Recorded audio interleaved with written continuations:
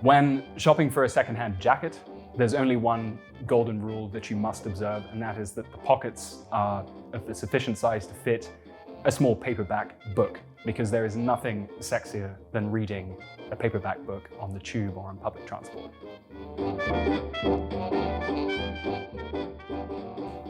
Well, it's cut right to the chase.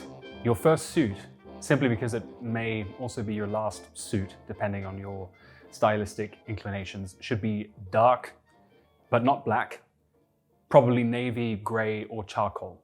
The advantage of gray is that it suits all skin tones. It's suitable for business, not particularly suitable for the more formal occasions, which is why I'd opt for a dark navy suit or a charcoal suit as my first one. You can easily wear these suits to evening occasions, funerals, weddings, business meetings, and day-to-day if you like. So you'll get significantly more mileage out of it.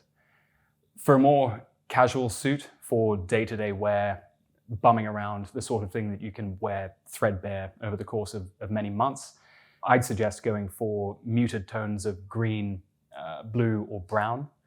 They look good in almost any setting except the most formal or the most businesslike. When buying an odd jacket, opt for brown or navy, simply because they're the most versatile and they'll go with the majority of odd trousers that you're going to be wearing. Brown jackets especially go with anything from gray trousers to even jeans. A navy jacket is a little smarter, but will likewise go with any sort of gray or even brown trouser. The king of the odd trouser is the mid-gray trouser. It goes with absolutely anything you can think to pair it with. So if you find a good gray trouser made of heavy cloth, go for it. My recommendations as to the fit of the suit would be to wear one that is roomy and comfortable. There's nothing worse than wearing something in which you're uncomfortable. This is a golden rule and immutable in my view. Go for fuller cut, higher waist trousers. Not only will they give you a lovely silhouette, you'll also be in line with the aesthetic sensibilities of those giants of our culture, the men of the 40s and 50s, Hollywood era. These men looked terrific, as a viewing of any of these films will show you. You've never seen a more beautiful display of masculinity.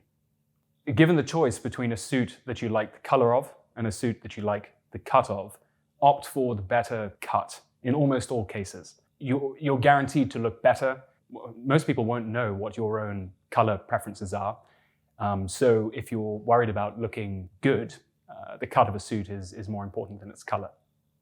Today's ties are a pale, empty husk of the ties that were made and manufactured in the middle of the last century, mostly owing to their length.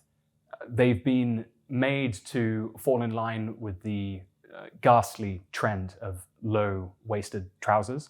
So they're about 6 to 9 inches longer than they need to be.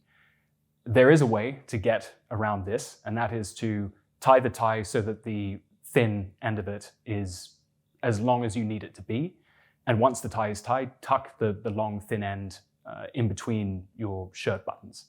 When it comes to the choice of tie knot, go for a 4-in-hand, because it looks good absolutely everywhere. It has a sort of rakish, asymmetrical charm to it, and it's incredibly easy to learn how to do. Full Windsors, half Windsors, and any other sort of Windsor is an affectation that you needn't bother with in almost any circumstance. When shopping for a shirt, the most important consideration is the collar size. Get the collar size right, not only in terms of its snugness around your neck, it should be snug, but also its height. Don't get a shirt with a collar that is small or lacking in necessary gravitas. It's the frame of your face, and you want it to be proper in proportion. The most versatile shoe or type of shoe is the darkest of dark browns. You can wear it with almost anything except extremely dark or black suits. It's formal enough for almost any occasion except a black tie or similar stuffy dress code. And it's much more versatile than a black shoe. Your second shoe should be a black shoe, because that will serve for every formal occasion when you have to wear a dark suit, whether it be a wedding, funeral, or business meeting. If you want a more casual shoe, opt for suede instead of polished calf leather. I like suede shoes because they are better in the rain and they also far easier to look after. You don't have to polish them, you only have to give them a brush every so often. If you have colorful hair or enough piercings to make you the scourge of airport security, consider the loudest suit that you can find that still fits you. These rules are meant to be broken. The people who care about you following these rules are incredibly few, and the number of those few whose opinion you should give a toss about is even smaller.